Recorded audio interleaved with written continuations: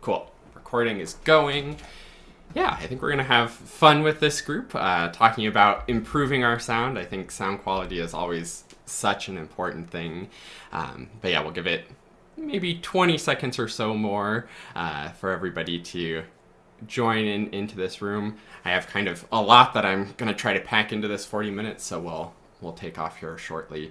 And like Jay warned, it might be a little bit fast, but have your notes ready to go. In the recording and replay of this, there will also be a link to the slides, so you can go back and review those at any time. Great. Awesome. It looks like we have a great group here. I am going to go ahead and mute everybody just to make sure that that's all set. And I'm going to share my slides. Let's go ahead and get into it. So this presentation is kind of a condensed version. I did a sound quality workshop about a year ago now that I was teaching like a full day of sound quality stuff, and I sort of am condensing the most exciting highlights of that, because as I was getting ready to do that, I had a lot of ideas about sound from my experience playing and my experience teaching. But when I prepared to do that full day workshop, I started to do some research into is the stuff that intuitively feels right to me? Is there actually any real evidence or real science behind that? And the stuff that I found was absolutely fascinating. Disclaimer, I am absolutely not a physicist. I was okay at science in high school, but I majored in clarinet, so definitely not a scientist. But I think the sort of basic understanding of this stuff can be really, really valuable. So let's jump into it. The first question is, what is actually sound quality? And I have a very simple formula that I like to think of. And basically our tone or our sound quality is literally just the reed vibrations plus the resonance of the instrument. So we have our mouthpiece and our reed that's going to do the vibrating, and on its own we can have reed vibrations with a little mouthpiece resonant. Sorry, there will be a couple annoying sounds in this, but it's good for demonstrations. But we can also take those reed vibrations and actually stick it on any resonance we want. So I have a paper tube that I made here, and if I get it to seal well enough, it's a little tricky to get the paper to seal well. And you can hear the squeak. That's basically what happens when your clarinet is leaking. Hopefully my physics demonstrations work well. I was testing them out this morning, and of course the clarinet was not wanting to obey the laws of physics like it normally does.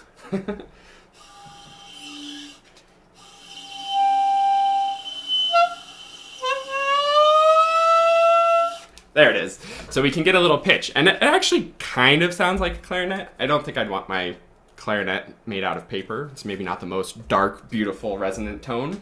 But that's the fundamentals of tone, is just we have something resonating through a tube that resonates it. Of course, we also have open holes and fingers and things like that, which we'll talk about in a second. But first, let's explore what are the reed vibrations and what are the components to the reed vibrations, because unfortunately it's not as simple as get the reed vibrating and resonate it and you'll sound amazing and have great tone. There's components to that as well. And when it comes to the reed vibrations, those components are the air, which is sort of the energy of the vibrations. The embouchure sort of maintains how well the reed is actually going to vibrate. Of course, we have the reed and the mouthpiece because the reed is vibrating against the mouthpiece. And also the voicing of how the air is being aimed there so that it's actually making a nice resonant sound.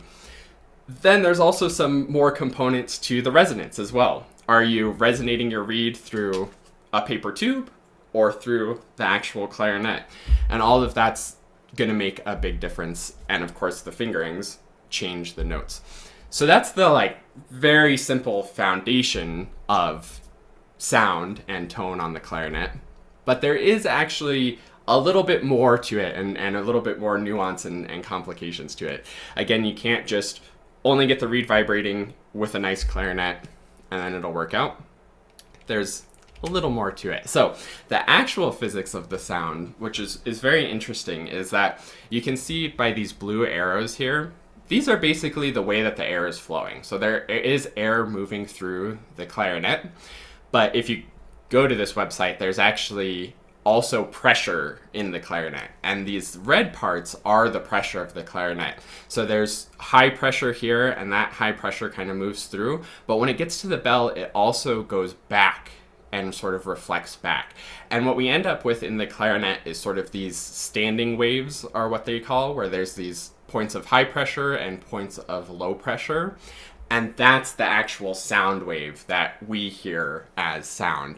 So these points of pressure are very important for the sound, and this is actually what creates the tone, is where is that standing wave in the instrument. Depending on where your fingers are down is where that sort of reflection point is. So if I'm fingering, for an example, a D, the air is coming out of the C, and only this much has that sort of standing wave, and the pressure is reflecting back from here. Whereas if I'm fingering a low E or also a B, then it's going all the way down to the bell and reflecting from there. This also becomes very important for things like playing across the break and playing in different registers of the clarinet. Because like I said, E and B both resonate the whole instrument and resonate through the bell, but there's a big distinction between low E and the over the break B, and that's that the register key is down. And when we have the register key down, what that does is adds turbulence to the air and makes it actually play a higher pitch. I have another physics demonstration for that. That was being even more finicky this morning, so we'll give it a try. But we can take a bowl, and this kind of proves the idea that the resonance really is going through the clarinet and reflecting back, if it works right. But what I'm going to do is I'm going to play a B just over the break B, and I'm going to put the clarinet bell into the bowl, and let's see what happens. Hope, fingers crossed it works. It was like 40% of the time it was working, because you have to get it just at the right angle, but let's give it a try.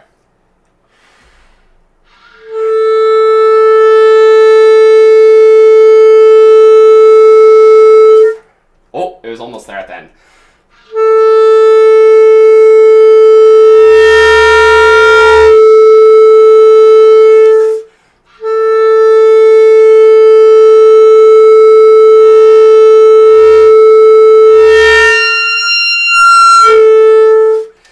Yay, at least one of them worked.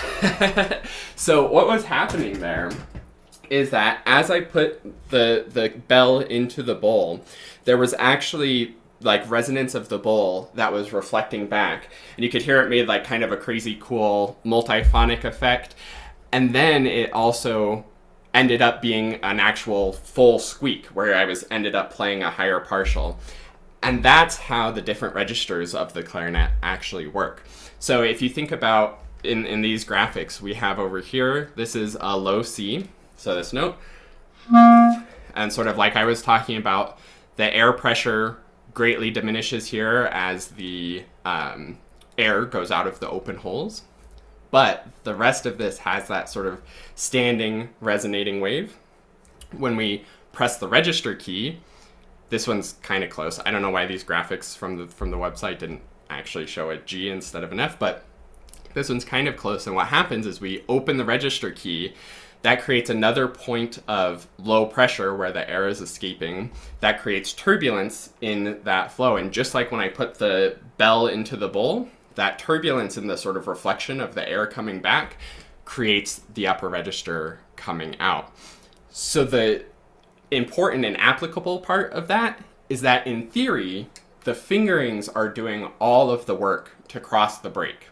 If the reed is vibrating really well, if you have good resonance in the clarinet, then all you have to do is press the fingerings and the notes should come out easily. There's one exception to that and one caveat that's important. You'll notice that here, the sort of node where it's the lowest point of pressure on the F is right at the register key. I always teach my students when it comes to crossing the break, we usually start on A or B flat and then just press the register key to get into that higher register. And the reason is because the register key is placed perfectly right where it should be to make the high E or high F work really, really nicely. You'll notice on the B, which is what this note is, that point is not quite in line with the register key, and that becomes even more problematic when you get sort of high A to high C is where I kind of feel it the most. So what happens at those points is the register key is no longer in the perfectly optimal position, so we have to make sure that there's really enough air support going to get the resonance to do what we want. I bet you've all experienced like grunts or undertones on high A, B, and C, especially when tonguing before, right? This is maybe a little bit of insight into why that actually happens. It's because the register key isn't placed perfectly. So as long as we're supporting with really good air, then it's going to help. And as long as we have good reed vibrations, which is the next part of sort of interesting physics here. So Rayleigh was a mathematician, and Rayleigh was studying stable oscillations, which is kind of a funny term because if it's oscillating, how can it be stable? And if you think about like a spring, if you pull a spring and let go, it'll oscillate, but it'll lose energy. If you hold a spring and put a weight on it, depending on the weight, it'll either, the spring will be stronger and it'll lose energy, or the weight will sort of stretch the spring out and eventually it'll just stretch out to its maximum length. So how can we get something that's stably oscillating? And Rayleigh actually used the idea of a vibrating reed to prove this idea. The way it works is we have input energy, and that's our air as we're blowing the air. But we also have external energy, which is air resistance in Rayleigh's model. I think more practically for us, it's actually really the embouchure. So if the embouchure is more tight, then it's going to sort of compress that. But there's this sweet spot where the reed vibrates stably. And that's what we need to play the clarinet, is nice, stable reed vibrations so that we're getting that good resonance through the clarinet and everything's sounding really nice. I sort of took Rayleigh's ideas and combined them with my own ideas of how it feels to play and turned it into this chart that I call sort of the threshold of air support.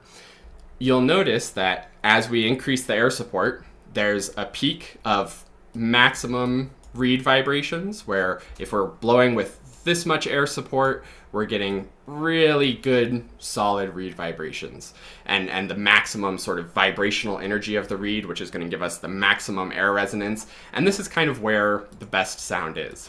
The problem with this, though, is that's not the only place that's going to give you sound. Throughout this whole sort of red range, you'll get tone coming out. And this is where, especially crossing the break, becomes problematic, because the throat tones only require about this much air support. So you can play an A with very little air and more or less get it to come out. The B across the break, however, requires much more air. So if I play A to B with that amount of air,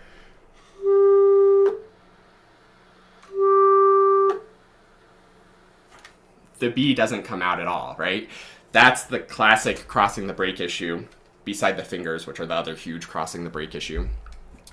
But we need more air support. So I find beginners have no idea like where this air support balance is, and they just sort of roughly blow at the notes, and sometimes they come out, sometimes they don't. Intermediate players start to understand this. I bet all of you kind of at least have an intuitive understanding, if not actually been told by a teacher, that B takes more air than A. And intermediate players will think, okay, well, B takes more air than A, so I'll blow more air when I go from A to B.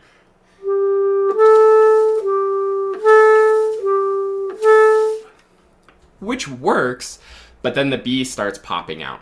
This becomes even more problematic when we start jumping into the altissimo. So if I go from like A to D, we think D needs more air. So I'm going to use more air on the D because crossing the lower break took more air. So crossing the upper break probably takes more air. And I get... And we're like, oh, whoa, the high notes really popping out. Those high notes are so shrill and scary. And then we start backing off the air to try and not let that happen. Then we get where we can't get the high note to come out. So that's kind of the struggles of the intermediate players, that we're always trying to adjust, we're always trying to find these things, we're sort of futzing around with like, how do we get all of this to work?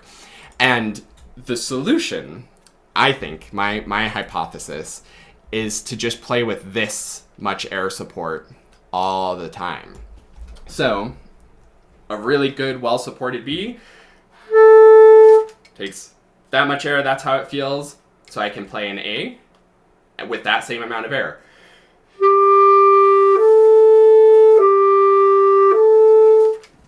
And it turns out it actually makes the A sound a lot better as well. Same thing for crossing into the altissimo. I'm going to do that A to D with finding this peak amount of air and peak amount of reed energy.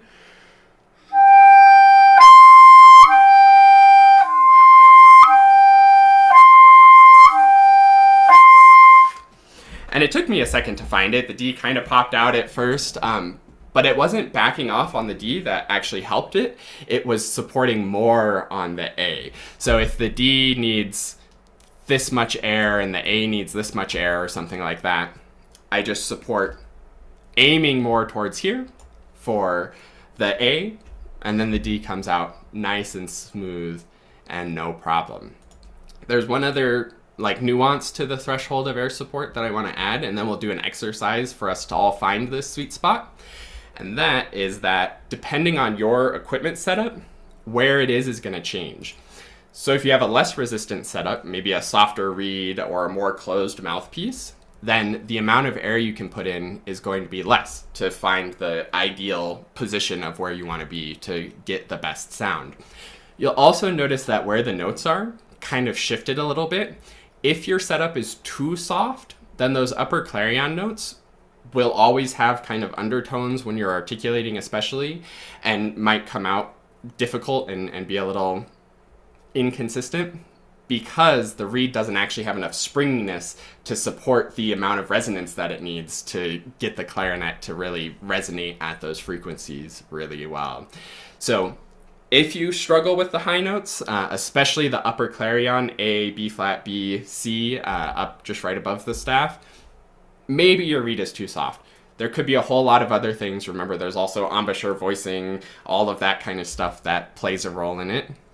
But if the setup is too low of resistance, then you have to back off the air support to find that sweet spot and play it a little bit more gently. Conversely, you can have a setup that has a lot more resistance, where you need a lot more air support to find the ideal maximum position of the reed vibrations, maximum energy to the reed vibrations. The problem with this, the high notes are easier and more stable, but sometimes those throat tones can start to get really, really fuzzy. So especially when you're trying to play soft throat tones, if it's just really disgustingly fuzzy, like more fuzzy than normally the throat tones are, then there might be a chance that your reed is a touch on the hard side. I find that most professionals like a more resistant setup. There's examples of like Steve Williamson, who's the principal clarinetist of the Chicago Symphony, plays on like size 5 reeds and likes to blow like crazy, which is absolutely necessary in the hall that they play in. There's an interview of Martin Frost talking about like wanting a more resistant setup, something that he can really blow into. And I'm not advocating that everybody should play on harder reeds for sure, but you want to keep in mind, like, what does my setup want? Does my setup want really good air support, or does it want a little bit more gentle air support? And where is that sweet spot? Which brings us to how to actually find that sweet spot. And you all can give this a try on your clarinet. I'll sort of explain it and demonstrate it first, and then we can try it together. So what you're going to do is set your normal embouchure, and then we're basically going to pan across the range of air support. So you'll start with very, very, very soft, gentle air, blow harder and harder and harder and harder and harder and harder, and just keep blowing harder. And this is what should happen as you'll sort of follow this curve, and this is what it'll sound like.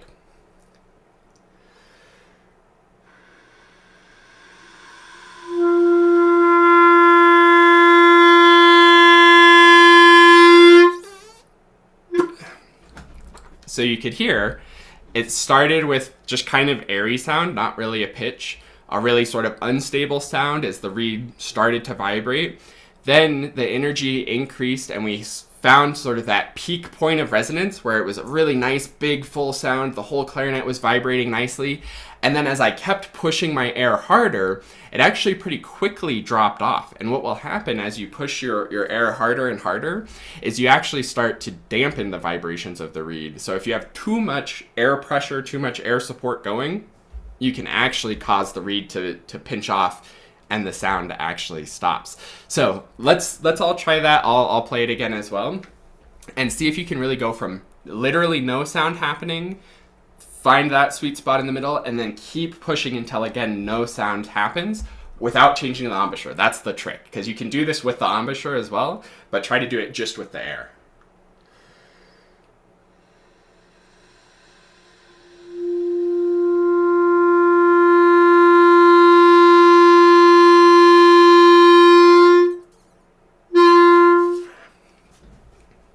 Cool. Now, let's do that again, but sort of experiment a little bit and sort of play back and forth and see where you can find that sweet spot, where it's the most clear, full, resonant sound is what we're going for.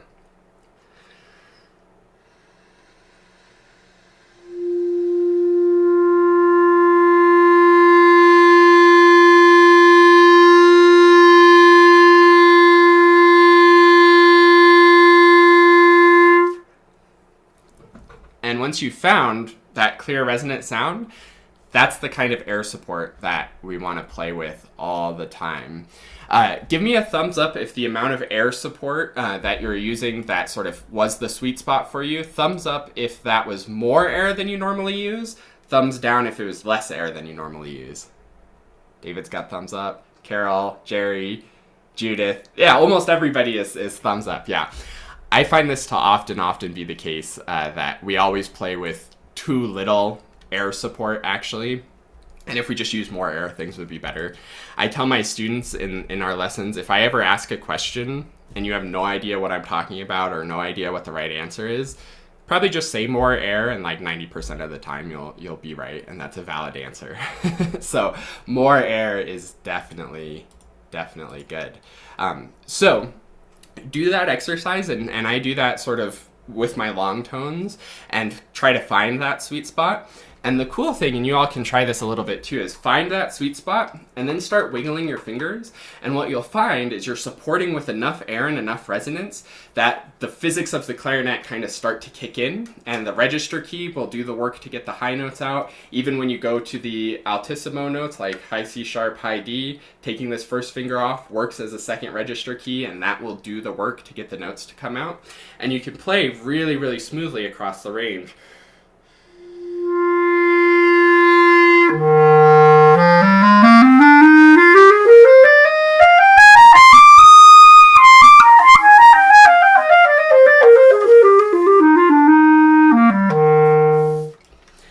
And all I'm doing there is just blowing steadily, blowing with good air support, and just wiggling my fingers, and all the notes come out no problem, as long as you're working with your setup and finding that sweet spot. And I'll also say, for our second breakout session, if this stuff was interesting and you want to kind of continue this idea, you should check out Jay Hassler's Uniting the Registers of the Clarinet. He's going to be talking sort of similar ideas of sort of this united voicing where we can just keep a really steady voicing and everything comes out smoothly. And it does look like we have a good amount of time. I'm glad I made it through it. I was hoping to have time for questions. If we get kicked out and the breakout rooms close before I get to your question, if you have any questions, you can email me at quickstartclarinet@gmail.com. I also have a YouTube channel, which probably most of you or some of you have seen before, but you can always search YouTube for Quick Start Clarinet, whatever it is you want help with and you're struggling with, and I probably have a video on it. I've made over 500 videos now, which feels kind of crazy. So there's probably a video there for you, and if not, email me and I can answer your question and probably even make a video about it, because it's all good stuff, and you all always have great questions. So, does anybody have any questions? And I think I made it so you can't unmute yourself. So either type your questions in the chat, wave frantically at me, or there's also a reaction where you can do like a raise your hand thing, and I can get to your question that way as well. I saw Bill said in the chat, there's a node at the reed if all the keys are closed, unlike flutes that are open at both ends. Yeah, that's kind of a fun physics of the clarinet as well. And this is where I made the joke about how the clarinet doesn't like to follow the laws of physics. Most instruments are open tube, like the flute, where there's an open end that you blow into and an open end at the other end. Or they're conical in shape. So like saxophone is a conical instrument. And both the open tube and the conical instruments, when they overblow a note and go to the upper register, they go up an octave. Clarinet is the only instrument that when it goes up to the next register, it goes up a 12th. And actually when people were inventing the clarinet, they were thinking, I think mathematically, like, this shouldn't be possible and doesn't work out. But it does, and that's a slight explanation for why scales, especially multi-octave scales, are kind of harder on the clarinet because the fingerings change from the lower register to the upper register. It's also why intonation on the clarinet is kind of tricky because it's not exactly following the laws of physics, and we're trying to get these keys situated to make them work. So yeah, that's a fun other physics of the clarinet. Armand asked for a link to YouTube. Yeah, I could probably grab one of those real quick. Thato asks, or Michael, how can I get the definite and striking articulation, and what are the factors affecting articulation? Yeah, articulation is fun. So when it comes to articulation, the trick is that we have to keep all of that good air support going while interrupting the vibrations of the reed. Sometimes people will say that the tongue interrupts the air. I don't like thinking of articulation that way at all, because if you're interrupting the air, then you're losing that sort of continuous sound and continuous support to it. So the trick to articulation is keeping the air strong and steady while touching the tongue to the reed, and then bringing the tongue off of the reed right back to where it is. Most people, I think, will run into problems with articulation for two reasons.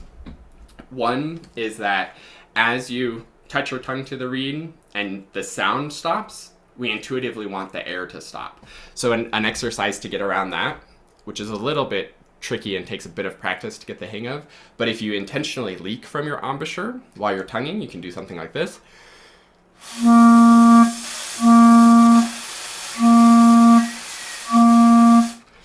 Can everybody hear how my air is still going as the sound is stopping? Good. So what that is showing is, and what that's practicing is this little action that needs to happen where the air keeps going even as the sound is turning on and off. So that's a great exercise to practice to get the air going. The other problem that most people will have with articulation is moving the tongue too much. Since we do have a little time, yeah, I'll talk about this. This is another great physics principle for playing clarinet. Let me pull up just a whiteboard. Cool, I think this will work. Great. So when it comes to like voicing and air support, what we want to be able to do is make sure that we're having really, really fast air. So there's a physics principle called the Bernoulli principle, which says that the pressure at a certain point is inversely related to sort of the volume behind it, directly related to the volume behind it, and inversely related to the narrowness of that point that it's at, basically. The ICA actually has a great article on this. If you look up just International Clarinet Association Bernoulli principle, I believe it comes up, and I'll put that in the chat as well.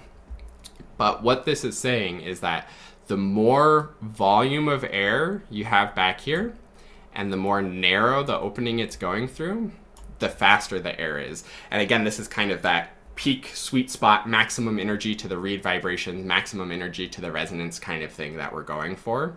So we want to make sure that behind the tongue, so this is sort of the throat, the soft palate, even all the way down into the lungs, we want this to be as open and resonant as possible. I love what Jay said in the warm-up, actually, of you want to breathe in a lot, but not actually blow out a lot, because we're actually blowing out very few air particles here, because it's going through a very narrow opening.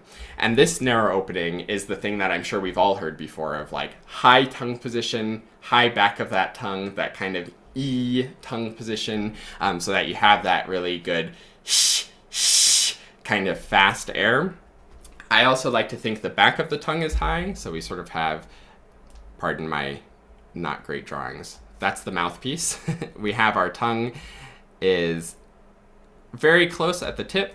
We have the high back of the tongue that goes down, and there is a little bit of an opening here, and this opening is kind of the final finishing of the air and really controls the speed of the air. But we want this narrow, fast air here, and then forward tongue so that it's really directing it right at the reed. And I like to think about aiming my air straight out in front of me as if I'm blowing through the reed. And that sort of creates scientifically the most high speed, most energy to the air, which hopefully you understand now is so important to have really, really good energy for vibrating the reed and resonating the clarinet. How that relates to articulation, when we articulate, we have to move the tongue, right? So a lot of times what will happen when we're going up, especially to the high notes are more sensitive to this, you'll start to get something like this.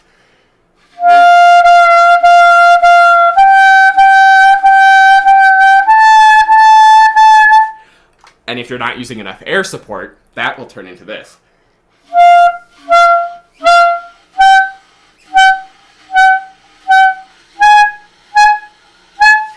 Where it kind of sounds like a really heavy articulation and it's really thuddy. And you might even think to yourself, oh, I need to tongue lighter so there's not so much of a thud to the articulation.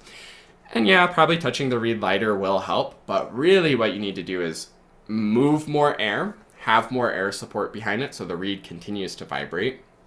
And then the other super important thing is that you're keeping the tongue in position. Because you could hear there was a little bit of wah, wah, wah, kind of at the start of it. And what that was my tongue moving too far away from the reed, dropping the voicing as if I was going to do a glissando actually, and then sort of bringing it back. And that was the wah. So instead of that, we just want dee, dee, dee, dee.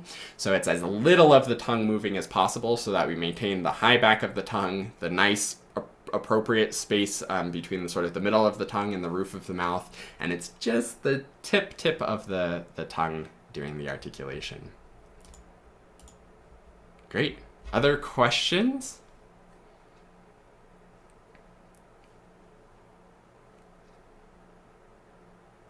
Great.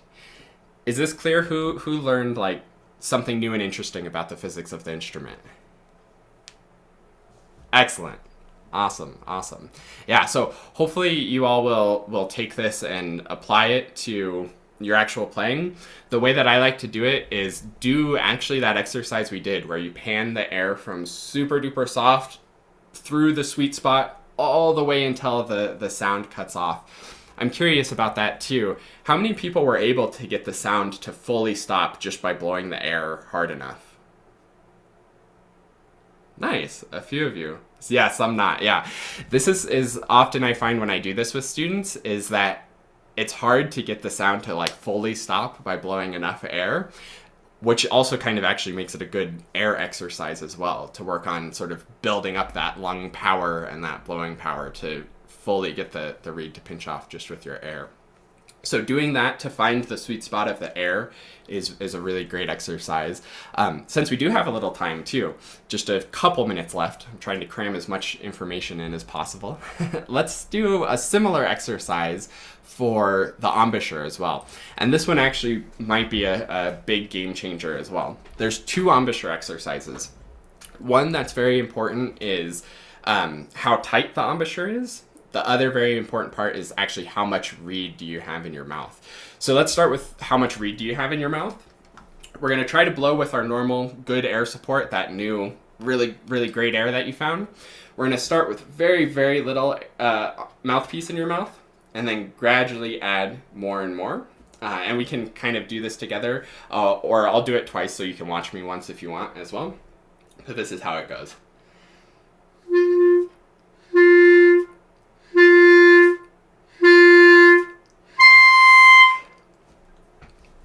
And again on this, you want to go all the way to the squeak, actually. So let's try it again.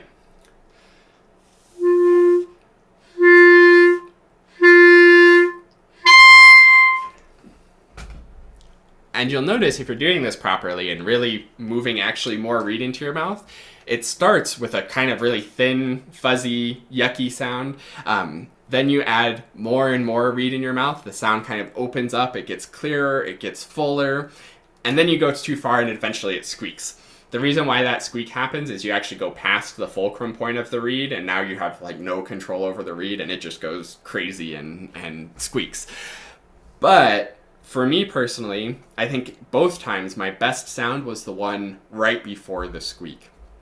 Again, as you're doing this, give me a thumbs up if that's more mouthpiece than you normally have in your mouth was the best sound, or less mouthpiece than you normally have.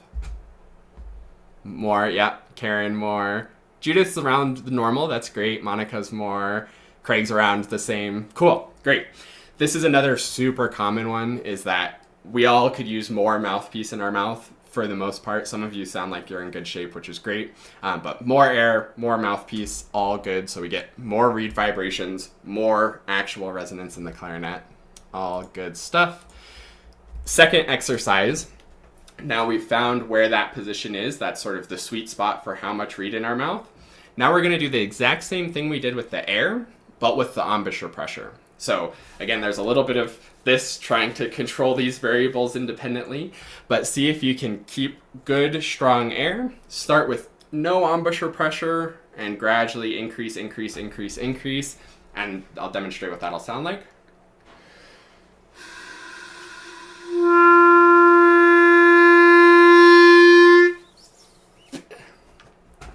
Let's try it together once.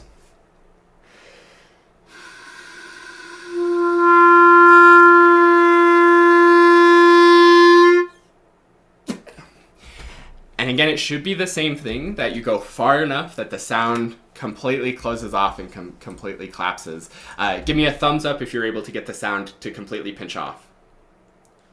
Yeah. Everybody does better with the embouchure one than the air one. Everybody's great at clamping down that embouchure and getting the reed to stop vibrating, but we're not all as good at really supporting with really, really great air. It was interesting too, as I was doing it, it started with airy sound, and then pretty much right as soon as the sound got going, it was a pretty clear, full sound. A little extra embouchure cleared it up a little bit, and then pretty quickly as I added more embouchure pressure, it started to get kind of thin, a little distorted, and then of course completely pinched off after that. So I think a big takeaway from this that I bet you all just experienced is that more air is good, more reed in your mouth is good, and less embouchure pressure is generally good. You need enough that it's clear, but not so much that the sound starts to get thin. Great, we have 40 seconds left. Any questions? Cool. Well, I hope this has been helpful. Again, you can email me at quickstartclarinet@gmail.com if you have any clarinet questions or want help with anything. And I hope you all use more air and keep searching for that sweet spot where you're sort of in equilibrium and in balance, where the reed's really resonating, the air support's blowing, the embouchure is nice and natural and relaxed, and you can get your best sound and just wiggle the fingers across the clarinet and get all the notes to come out smoothly. Okay, cool. Yeah, we'll be kicked out in 50 seconds now, and you could go back to the room if you want. Do check out Jay's session if this was interesting. Jay's session for breakout room number 2 about uniting the registers will kind of continue this idea if you want some more practical exercises to actually be working on it and exploring it. But thanks all for joining this one, and I'll see you around on other things.